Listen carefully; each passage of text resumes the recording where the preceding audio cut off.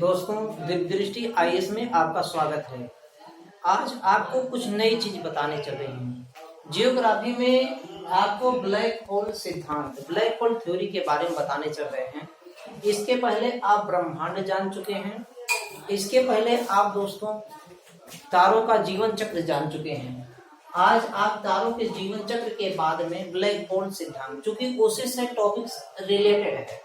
जैसा आपकी दोस्तों इसके पहले वीडियो में बताया गया था, जो तारे बने थे, तारों जब ब्रह्मांड में विस्फोट हुआ, ब्रह्मांड में विस्फोट होने के बाद में अपार मात्रा में गैस, ऊर्जा, डार्क एनर्जी सब चीज निकले थे। उन्हीं गैसों के पुंज को नेबुला कहा गया था। इन्हीं गैसों के पुंज को नेबुला निहारिका जिसे कहते हैं कहा गया। इन्हीं नेबुला से ही तारों का निर्माण हुआ। तारे प्रथम पीढ़ी के तारे बने, फिर द्वितीय पीढ़ी के तारे बने, फिर तृतीय पीढ़ी के यानी कि प्रौढ़ावस्था के तारे आ गए, युवा अवस्था के, शैशवावस्था के, युवा अवस्था के, फिर प्रौढ़ावस्था के तारे बने। अब दोस्तों जब प्रौढ़ावस्था का तारा बनता है, प्रौढ़ावस्था के तारे जब बनते हैं उसका आकार बड़ा हो जाता है। प्रौढ़ावस्था का जब तारा बनता है उसका आकार बड़ा हो जाता है। आकार बड़ा होने से इसके पार्ट में दो पार्ट दिखाई देते हैं तारे में। एक आंतरिक भाग होता है जो हीलियम का बना होता है दोस्तों, और एक बाह्य भाग होता है जो हाइड्रोजन का बना होता है। बाह्य भाग में बताया गया था, बाह्य भाग में विस्फोट हो जाता है। तारे जब प्रौढ़ावस्था में जाते हैं तो दो पार्टों में बढ़ जाता है। ये आपका आंतरिक भाग है, आंतरिक भाग या आंतरिक छल्ला कहिए, और ये जो है बाह्य भाग है, बाह्य भाग। बाह्य भाग में दोस्तों विस्फोट हो जाता है। बाह्य भाग का जो छल्ला है ये टूट जाता है। टूटने के बाद में इसमें अपार मात्रा में गैस निकलता है, इसमें से अपार मात्रा में प्रकाश निकलता है, अपार मात्रा में ध्वनि निकलता है। अब ये जब गैस बाह्य भाग टूट जाता है तो अपार मात्रा में गैस निकलेगा। गैसों के पुंज को फिर नेबुला, फिर तारे का निर्माण। दोस्तों ये जब बाहरी वाला भाग टूट जाता है तो जो अंदर वाला पार्ट जो हीलियम का बना है, इस पर क्या प्रभाव पड़ता है? अंदर वाले भाग पर प्रभाव क्या पड़ेगा? अंदर वाला जो भाग है इस पर प्रभाव यही पड़ता है कि ये जब भाग टूटेगा तो इसकी 3 स्थितियां बताई गई हैं। इसकी कितनी स्थितियां बताई गई? 3 स्थितियां। हमारा जो टूटने वाला तारा है, जितने भी तारे हैं सब सूरज हैं, और हमारा सूरज एक तारा है जो द्वितीय पीढ़ी का तारा है और युवा अवस्था में है। ये जो तारा टूटता है, तारे टूटने के 3 क्रम बताए गए। यदि तारा टूटने वाला तारा यानी जो तारे में विस्फोट हो रहा है, यानी कि जो तारा प्रौढ़ावस्था में जाएगा, प्रौढ़ावस्था के बाद में विस्फोट होगा, उसकी 3 स्थितियां बताई गई हैं। यदि इसका द्रव्यमान 1 से 1.4, 3 से 1.4, 4 से 3 गुना, 3 से लगभग 15 गुना। यदि टूटने वाले तारे का द्रव्यमान हमारे सूरज के द्रव्यमान के बराबर है, टूटने वाले तारे का द्रव्यमान हमारे सूरज के द्रव्यमान के बराबर है, तो आंतरिक भाग जो है, आंतरिक भाग बहुत तेज से चमक उठता है। आंतरिक भाग बहुत तेज से चमक उठता है। इस चमकने के कारण अंदर वाला भाग जो है, अंदर वाले भाग जब चमक उठेगा तो इसको कहते हैं श्वेत वामन। श्वेत वामन यानी कि white dwarf. White dwarf Hindi में लिखेगा दोस्तों। जब भी एग्जाम में पूछा जाता है श्वेत वामन कब लिखता है, व्हाइट ड्वार्फ लिखा जाता है। अंदर वाला भाग चमक उठता है, अंदर वाला भाग चमक उठता है, जिसको श्वेत वामन, व्हाइट ड्वार्फ कहा जाता है। अब धीरे धीरे चूंकि ये हीलियम का बना हुआ है, धीरे धीरे इसकी चमक समाप्त होती है। चमक समाप्त होते होते धीरे धीरे एक चमक जब समाप्त हो जाएगा, काले पदार्थ में बदल जाएगा। जब काले पदार्थ में बदलेगा तो इसको काला वामन कहते हैं। काला वामन, वामन मीन्स होता है दोस्तों बौना, छोटा सा। तो काला वामन में बदल जाएगा। क्योंकि ये हीलियम का बना होता है और ये जब काले वामन में बदलेगा तो यही काला वामन धीरे धीरे कार्बन में परिवर्तित हो जाता है। धीरे धीरे ये काला वामन कार्बन में परिवर्तित हो जाता है और जब कार्बन में परिवर्तित हो जाता है तो धीरे धीरे इसकी चमक समाप्त हो गई है, काला वामन परिवर्तित हो गया है दोस्तों। अब दोस्तों इसमें कहा क्या गया है कि ये काला वामन बदल रहा है, कार्बन में आया है। अब इसमें एक चीज बताया गया 1.44, यहाँ पर 1.44, चूंकि ये जो सिद्धांत दिया था 1930 में दिया था सुब्रमण्यम चंद्रशेखर ने। एडी मतलब ईस्वी। सुब्रमण्यम चंद्रशेखर ने 1930 ईस्वी में इसको दिया था। सुब्रमण्यम चंद्रशेखर ने 1930 में दिया था, ऐसा सिद्धांत दिया था।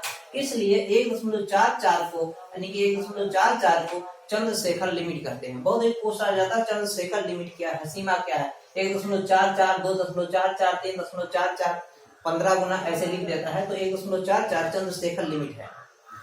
अब दूसरी स्थिति बनती है कि यदि टूटने वाला जो तारा है, तारा जब टूटता है यानी कि तारे में जो विस्फोट होता है, तारे में विस्फोट होने को इसके पहले तारों के जीवन चक्र में बताया गया था, इसको कहते हैं सुपरनोवा विस्फोट। जब तारे में विस्फोट हो जाता है इस तारे को सुपरनोवा विस्फोट कहते हैं। सुपरनोवा विस्फोट का सिद्धांत किसने दिया था? सुब्रमण्यम चंद्रशेखर ने 1930 में। तारे में विस्फोट होना सुपरनोवा विस्फोट है। यदि तारा जो टूटने वाला तारा यानी कि जिसमें सुपरनोवा का विस्फोट हो रहा है, यदि इसका आंतरिक भाग हमारे सूरज से लगभग 1.44 से 3 गुना ज्यादा बड़ा है, तो अंदर का भाग जो है, अंदर वाले पार्ट को न्यूट्रॉन तारा कहते हैं। न्यूट्रॉन तारा क्यों दोस्तों कहते हैं? क्योंकि इसका वेग ज्यादा होता है।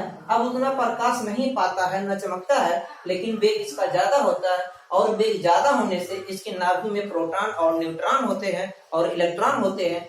इस नाभिक के कण से प्रोटॉन और इलेक्ट्रॉन वेग ज्यादा होने से अपनी कक्षा को छोड़ देते हैं, केवल न्यूट्रॉन बचता है, इसलिए इसको न्यूट्रॉन तारा कहते हैं। यही न्यूट्रॉन तारे ही हमारे ब्रह्मांड में यानी कि हमारे वायुमंडलीय संरचना में रेडियो तरंगों के स्रोत हैं। रेडियो तरंगों के क्या है? स्रोत हैं। यही न्यूट्रॉन तारा यदि इसका वेग ज्यादा हो जाता है, न्यूट्रॉन तारे का वेग अधिक होने से ये बहुत तीव्र गति से गति करने लगता है। बहुत तीव्र से यदि गति कर रहा है न्यूट्रॉन तारा, तो इसको दोस्तों पल्सर कहते हैं। क्या कहते हैं? पल्सर।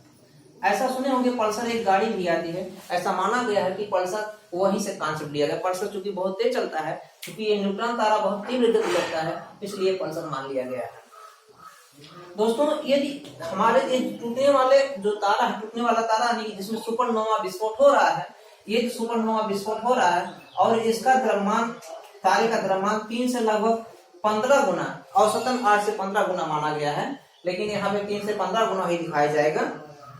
तो 3 से 15 गुना यदि टूटने वाले तारे का द्रव्यमान है, तो अंदर वाला भाग अब प्रकाश से बिल्कुल नहीं चल पाएगा, न इसका उतना वेग ही रहता है। वेग तो रहता ही, लेकिन प्रकाश बिल्कुल नहीं पाएगा, क्योंकि बहुत बड़ा है। प्रकाश जब नहीं पाएगा तो इसका मतलब एक काले के रूप में दिखाई देगा, काले गड्ढे के रूप में दिखाई देगा। लेकिन इसका ज्यादा चूंकि द्रव्यमान है, ज्यादा वेग भी रहेगा, इसका मतलब इसमें ग्रेविटेशन यानी कि गुरुत्वाकर्षण शक्ति ज्यादा रहेगी। और गुरुत्वाकर्षण शक्ति ज्यादा दोस्तों रहेगी तो इसका मतलब होगा क्या? जो भी वस्तु इसके क्षेत्र में आएगा सबको खींच लेगा। तो इसी को यानी कि जब हमारा जो टूटने वाला तारा है, इसका द्रव्यमान यदि हमारे सूरज से लगभग 8 से 15 गुना, 3 से 15 गुना है, लेकिन 8 से 15 गुना होता है। यदि इतना ज्यादा है तो इसमें गुरुत्वाकर्षण ज्यादा है। जो भी वस्तु, जो भी प्रकाश, यहाँ तक कि प्रकाश भी, ध्वनि भी, जो भी वस्तु इसके केंद्र में आएगी, इसके गुरुत्वाकर्षण के क्षेत्र में आएगी, उसको अपनी तरफ खींच लेती है, क्योंकि ये काले गड्ढे की तरफ दिखाई देती है और इसमें एक आकर्षण शक्ति होता है, खिंचाव होता है, इसलिए इसको काला गड्ढा कह दिया गया, यानी कि ब्लैक होल। जैसे ब्लैक होल है, कोई काला गड्ढा, कोई उसमें गिर जाए तो पता नहीं पाएंगे कहाँ चला गया, समा जाएगा। ठीक उसी तरीके से कोई भी आकाशीय पिंड, कोई भी वस्तु, कोई भी प्रकाश तक कोई भी चीज आ जाए तो इसमें समाहित हो जाती है, इसके गुरुत्वाकर्षण क्षेत्र में समाहित हो जाती है, निकल नहीं पाती है, इसीलिए इसका दे दिया गया ब्लैक होल। क्योंकि इसको 1930 में इस सिद्धांत को प्रस्तुत किया था सुब्रमण्यम चंद्रशेखर ने, इसलिए इसको black hole theory, black hole का सिद्धांत कहा गया। ब्लैक होल सिद्धांत दोस्तों अब इसमें जब एक बार छल्ला टूट रहा होता है तो आकार चूंकि बहुत बड़ा है, टूटने वाला तारा बहुत बड़ा है, क्योंकि अपार मात्रा में गैस निकलेगा और अपार मात्रा में गैस ज्यादा निकलेगा। जब गैस ज्यादा निकलेगा अनेक प्रकार के तारे बनेंगे, बहुत से तारे बनेंगे और बहुत से तारे बनते ही तारों के समूह को दोस्तों क्या कहा गया था? मंदाकिनी। और जब ये तारे तो बनेंगे लेकिन ये ब्लैक होल बनेगा। शुरुआत में इसके पहले बताया गया था ब्लैक होल मंदाकिनी के केंद्र में स्थित होता है, जिसके चारों ओर तारे चक्कर लगाते हैं। ब्लैक होल है क्या? क्लियर हो गया। जब तारे प्रवाहावस्था में जाते हैं और उसका द्रव्यमान ज्यादा होता है, हमारे सूरज से लगभग 3 से 15 गुना ज्यादा होता है, तो अंदर वाला पार्ट जो है, अंदर वाला आंतरिक भाग जो है एक काले गड्ढे के रूप में बसता है, यानी कि ब्लैक होल के रूप में बसता है, जिसे ब्लैक होल नाम दे दिया गया, क्योंकि इसमें ग्रेविटेशन होता है, पार्टिकल्स को खींच लेती है। और इसमें टूटने बाद जो हाइड्रोजन का बना है ये टूट जाएगा, गैस निकलेगा, गैसों से तारों का निर्माण होगा और ये चूंकि ब्लैक होल हो गया है और नए तारे बन रहे हैं, इसका मतलब नई मंदाकिनी का जन्म, यानी कि इस अवस्था में नई मंदाकिनी का जन्म हो जाता है। नई मंदाकिनी बताया गया, वो तारों के समूह को मंदाकिनी कहते हैं, जो धुंधला दिखाई देता है। कभी कभी ऐसा भी देखा जाता है कि नई मंदाकिनी जो भी बन रही है, कभी कभी एक मंदाकिनी में एक ही ब्लैक होल होते हैं, लेकिन कभी कभी एक दो मंदाकिनी में जुड़वा ब्लैक होल भी दिखाई देते हैं। दोस्तों आज था टॉपिक ब्लैक होल का सिद्धांत। अब यहाँ से क्वेश्चन देखिए। पहला क्वेश्चन है ब्लैक होल का सिद्धांत किसने दिया? उत्तर आपका होगा सुब्रमण्यम चंद्रशेखर। दूसरा क्वेश्चन होगा कि कब दिया? 1930 में। अगला क्वेश्चन होगा कि ब्लैक होल है क्या? एक काले गड्ढे के सिद्धांत के अनुसार। एक काले गड्ढे, इसमें ग्रेविटेशन होता कि नहीं, प्रकाश जा सकता कि नहीं जा सकता, नहीं निकल सकता, इसमें से जो भी वस्तु जाएगा नहीं निकल सकता है। पल्सर है क्या? पल्सर जब हमारे टूटने वाले तारे का द्रव्यमान लगभग 3 गुना ज्यादा होता है। न्यूट्रॉन तारा क्या है? क्लियर हो गया, यानी कि ब्रह्मांड में रेडियो तरंगों का स्रोत क्या है? न्यूट्रॉन तारा ही। चंद्रशेखर सीमा किसे कहा गया? लिमिट किसे कहा गया? 1.44 को। गैसों का पुंज से कब नेबुला बन रहा है? जब नेबुला हर स्थिति में बनेगा, लेकिन अधिक मात्रा में यहाँ पर, यानी कि नई मंदाकिनी का निर्माण कब होगा? जब तारे टूटने वाले तारे का द्रव्यमान इतना होगा कि इतना कितना, यानी कि लगभग 3 से 15 गुना होगा, तब होगा। अब पूछ लिया व्हाइट ड्वार्फ क्या है। अब की बार यूपीपीसीएस में 2019 के क्वेश्चन में यूपीपीसीएस में पूछा गया है व्हाइट ड्वार्फ। और यही इतने नहीं, व्हाइट ड्वार्फ के अलावा ब्लैक होल से पूछ लिया है। ब्लैक होल सीधा शब्द नहीं पूछा है, श्याम बीवर इसके पहले पूछ लिया है। अब की बार पूछ लिया है कृष्ण बीवर। 2019 के क्वेश्चन में पूछ लिया है कृष्ण बीवर है क्या? कृष्ण बीवर क्लियर नहीं होता, उसके इंग्लिश टर्म से जाइए ब्लैक होल। उसमें दिया गया टूटता तारा, कई ऑप्शन दिए थे, वहां पे लोग श्याम बीवर को, कृष्ण बीवर को नहीं समझ पाए। जो नहीं समझ पाए वो फेल हो गए, इसलिए उनको इंग्लिश देख लेना चाहिए। एक ही शब्द मिलेगा ब्लैक होल। ब्लैक होल है क्या? टूटता तारा। अब की बार क्वेश्चन दो क्वेश्चन यहीं से पुट कर लिया गया था यूपीपीसीएस में। इसके पहले यूपीएससी में भी कई क्वेश्चन पूछे गए हैं। अगला क्वेश्चन काला वामन पूछता। काला वामन क्या है? काला वामन क्या है? ये व्हाइट वामन जो है, यानी कि व्हाइट ड्वार्फ जो है, इसी का परिवर्तित रूप। जब इसका प्रकाश जहां समाप्त हुआ, काला वामन। काला वामन से क्या बना? कार्बन। यानी कि ये कार्बन कहां से बना? क्योंकि कार्बन जो है हीलियम का ही भाग है। क्लियर हो गया दोस्तों? यदि हमारा वीडियो पसंद आए तो इसको लाइक करें और शेयर करें। थैंक्स।